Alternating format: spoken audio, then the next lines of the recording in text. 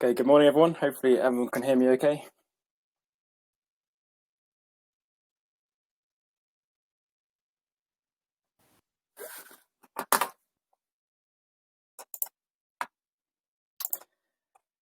Okay, well, thank you very much for joining this webinar this morning on reopening your business post-COVID-19. Just a quick bit of housekeeping. If anyone's got any questions as I go through, feel free to add them to the chat box on the bottom right. And I'll try to answer them as we go through or otherwise at the end. And I believe Naomi will be circulating the slides after this presentation. So you'll have all the slides and my contact details, so feel free to reach out then if you've got any questions. And I expect the presentation to last about 30 minutes, just to manage expectations. So a bit of introduction. So my name is Mike Chapman. I'm a business manager at Swig Finance. Prior to joining Swig, I studied renewable energy at University of Exeter's Cornwall campus.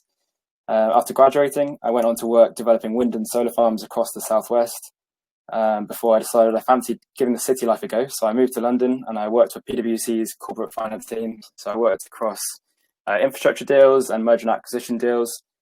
And after about 6 years there, I decided city life wasn't for me after all. So I moved back to the southwest and I joined Swig Finance. So Swig is a not-for-profit company established in 1989. We can provide loans anywhere from 50,000 to 250,000 across the southwest. So it's been a pretty crazy time for everyone, and I'd just like to talk briefly about what we've seen businesses doing to adapt and to position themselves so they're ready to make the most of any potential opportunities that may arise from what's been actually a really pretty bad time for a lot of people. So let's have a look where we are now. So for the majority of businesses, lockdown will have forced immediate change. So many businesses closing altogether and being forced to utilise government support schemes such as furlough, CBILS, bounce back loan, just to maintain a positive cash flow and keep the business afloat. So since that initial firefight, some businesses may have since had the time to sort of reevaluate the rules and regulations. So quick wins such as cleaning stations, one-way routes, social distancing procedures, they've all allowed businesses to get essential premises operational and in line with government guidelines. And then finally, as we start to see lockdown eased, for now at least, businesses are able to start thinking about the next normal. And this is where opportunity might lie for the businesses that are able to react to the changing conditions. And I'd like to explore a bit more about how businesses are not just returning to business as usual, but actually learning from the last few months to build a better future. So what are some of these changes that we've seen over the last few months, and how could these help build a better future? Well, we've seen a huge move towards online meetings and virtual networking, such as this, and many businesses are actually reporting increased productivity as a result. The share price of Zoom technologies shot up shortly after the coronavirus outbreak before falling sharply when people realized that they actually meant to invest in Zoom communications. We've seen a move towards less travel and more virtual meetings, and that's all led to a record reduction in carbon emissions. So government updates that you see on the news each evening, they show a huge uptake in people taking to their bikes in favour of public transport. We've seen pop-up bike lines introduced. We've seen UK government providing additional support to encourage the uptake of more socially distant but coincidentally greener forms of transport, such as electric bikes, electric scooters. And so what we're seeing is almost a green transport revolution, which would have taken years, maybe even decades, without this unique lining of events that's happened in the last few months. So the UK's annual emission targets for 2020 was exceeded on the 6th of January this year. That's before most people have even gone back to work, which just seems pretty crazy to me. So maybe this is the planet giving us the kick we need to start reducing carbon emissions and actually build more sustainable businesses. So since the start of lockdown, electricity consumption's dropped, and actually Britain's been coal-free for the entire period, which is a massive transformation in the way that we get our energy. And then, of course, there's Brexit. It seems to have taken a bit of a back burner in recent months for obvious reasons, but of course we did leave the EU on the 31st of January, and we are now in a transition period which was due to end on the 31st of December. So what does this mean for some of Cornwall's key industries? So will international flights still be as desirable or even accessible as they currently are, or will holidaymakers instead go for more local holidays to places such as Cornwall? Well, UK tourism websites are reporting a 40% increase in traffic compared with the same period last year. So that indicates that this could well be the case. And then within agriculture, which is the other big industry in Cornwall, will consumers increasingly desire more local Cornish produce to avoid shortages like were experienced at the beginning of lockdown? And actually, will there be more support for made in Britain products? And of course, they'll be tariff-free when we come out of Brexit. And then Cornwall produce has always had a great image of freshness and origin, so maybe this could be a good opportunity for Cornwall. But while so much is changing, these are all just thoughts and possibilities, and no one really knows what's going to happen next. Each day I read various news publications, and I read maybe tens, maybe hundreds of opinions of what's going to happen next. But they are just that, opinions, so no one really knows. So in my opinion, the best thing that we can do to be able to capitalise on opportunities that may arise is to remain agile and ready to respond. And many Cornish businesses have already been doing this in numerous ways to great effect. So whilst there's hundreds of things that businesses are doing to be agile, to keep things to time, not keep it here all day, I've pulled out my 3 key observations, which I think are really going to help businesses to remain agile and best accelerate out of this period. So I don't know about you, but I've done a lot of online quizzes in this last few months. So I thought I'd start off my first point with another quick quiz. So hopefully that quiz just appeared on your screen. So the question is, what is the planned cost to upgrade the stretch of road or the stretch of A30 between Shibston Cross and Carland Cross? Is it 130 million, 230 million, 330 million, or 430 million?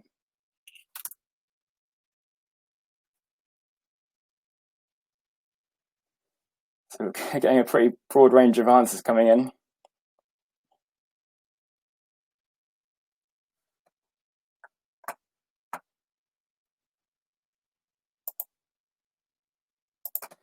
So 40% of people said 330 million, which is the correct answer. But what is the relevance to my first point? Well, I'll move on to that now. So embracing smart teams. So it's something that businesses have been forced to do a lot recently, but I really hope it'll become widely adopted going forward. So if we were to go back 300 years, there was no such thing as offices. There were no factories. If you worked, you probably worked near home. Work was judged by what you produced, not the hours that you sat at your desk. So in 1729, the East India Company set up the first office in Leadenhall Street in London, which is the photo on the left, in case you're wondering what the relevance is. And this was the start of the Industrial Revolution. So more offices, more factories, and commuting to work became the new normal at that time. But lockdown has shown us that work is done by people, not offices, and productivity, not by time put in. So I wonder, how long do you spend commuting to work or chatting at the coffee station when you were going into the office? So back in the 1700s, if you wanted to work for East India Trading Company, the probation period was 5 years, and you'd be expected to put down a bond to encourage good behaviour. So that bond for a new hire was equivalent to £36,000 today, and it rose with seniority. So whilst that seems a completely unheard of thing to do, for some reason, commuting long distances with millions of others at the same hours of every day still seems a pretty normal thing to do. So most Cornish businesses, or most people in Cornwall, are probably aware of the congestion between Shibston Cross and Carland Cross. I'm sure you've all been stuck in it at some point. So the planned stretch of that road we've just seen was to upgrade that stretch of road is 330 million. Well, if you look at that photo, to me it looks like it's mostly cars, and they're quite probably commuting to an office. And whilst they're sat in the car, they're probably achieving very little apart from burning time, fuel, and money. Well, what if businesses were to continue to utilise remote working? Well, firstly, businesses will save time, which could be spent doing something more useful. And then that planned 330 million upgrade cost could be put into something more beneficial. So low-cost housing, maybe some support for new innovative Cornish businesses, or perhaps additional green energy. And that's just a small stretch of road in Cornwall. If you look at the high-speed rail to upgrade to connect London to the Midlands, that looks set to cost in excess of £100 billion. So that's up in realms of what's been spent on the whole response to Corona. So just imagine what that money could be doing elsewhere. So being based in Cornwall, we're blessed with being in arguably one of the best places in the UK, maybe the world. I'd say so. But with today's technologies, there's no reason people can't be here and still have the same career aspirations and career goals as they would do in London previously. So right now, people in London, they're probably mostly working from home. And we're starting to see a lot of big businesses suggesting that that's just going to become the normal and actually questioning whether they need the offices or not. So really, our working environment in Cornwall is not much different to what it is in London, apart from we've got access to amazing beaches. Now, it's a concept I feel passionately about and I could speak about for hours, but I know Ruth from the Smart Working Revolution spoke on a webinar last week, so I won't go into too much more detail on that.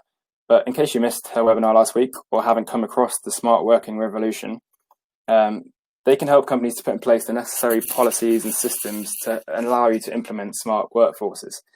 And they're actually building some really neat concepts around smart towns and cities and working out where hotspots for certain talent is. So I really hope that Cornwall will be one of the first places to benefit from this work. And just as a quick case study, so I recommended Smart Working and actually Ruth's organisation to a local company at the beginning of this year. And they previously had a really, really rigid working structure, or business dinosaurs, as Ruth might have called them. So Ruth visited them at the start of the year, and they've since implemented smart working policies. So these include flexible hours, individual shift patterns, work from home days, and the results have been really quite good. So staff feel trusted, morale has increased, expenses and mileage claims has actually gone down, and they've been able to recruit from a much wider talent pool. And then, of course, most relevantly of all, as the country entered lockdown, they were able to transition to a work from home model with no service interruption at all. So I'd really recommend exploring how smart working can be used to improve your business going forwards and not just for the lockdown period. So moving on to my second point, again, I'm going to start it with a quiz.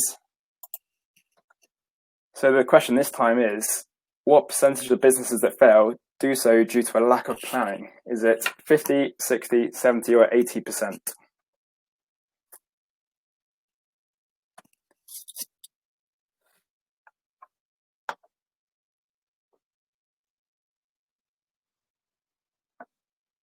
Okay, I think that's most people now. There's a lot more certainty on that one.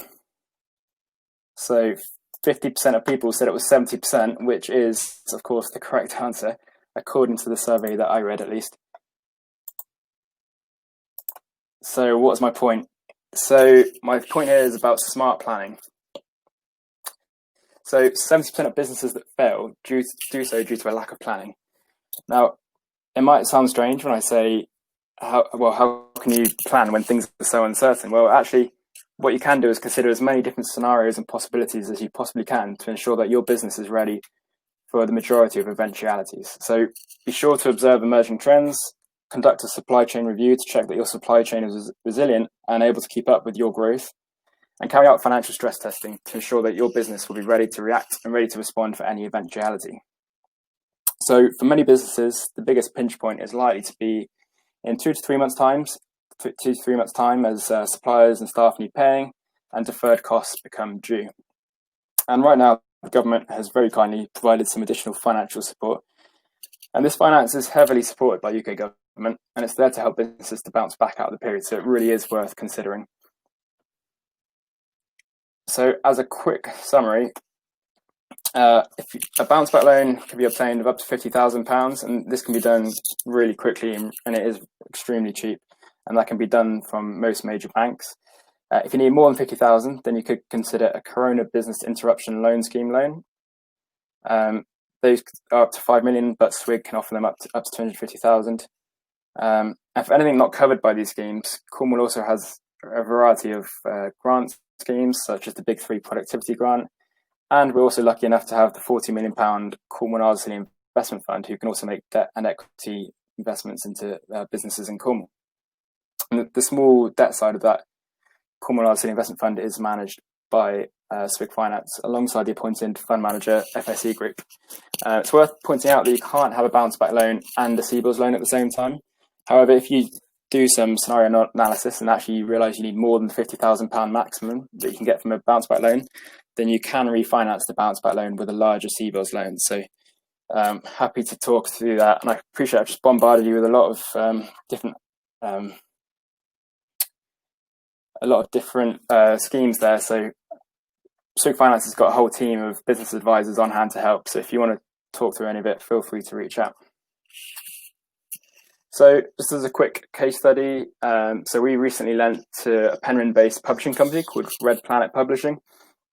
So they've identified some really exciting opportunities for growth in America, but they also identified that they're going to face an immediate downturn from all the retail outlets shutting, which was their main route to market. So SWIG was able to provide a Corona Business Interruption Scheme loan to help cover the potential downturn caused by these closures of retailers. But in addition, the Cornwall City Investment Fund was able to provide funding to help finance the additional growth. So at this stage, that largely consists of commissioning authors to start writing new books. And actually, it's a great time for them to be working on these new projects because a lot of the authors are also in lockdown, so they've really got the time to focus on writing these new publications. Now, not only that, but the Red Planet team have been able to take this opportunity to invest in direct sales on their website, which has a much higher profitability than going through a retail outlet, and also invest in agile working. So they've now got a non-geographic phone number, they've now got a PO box number, and actually they're reviewing our office is really necessary, meaning that essentially they're able to run the business from anywhere and recruit people from anywhere, so they can really get the best talent. And this is just a great example of businesses planning ahead to not just look at existing cash flow and sort of firefight the current situation, but actually preparing to grow and come out of this period with a more agile business. So moving on to my third and final point, again, I'm going to start it with a quick quiz. So the question this time is, how many people signed up to volunteer for the NHS volunteer scheme on its first day? Was it 200, 300, 400 or 500,000?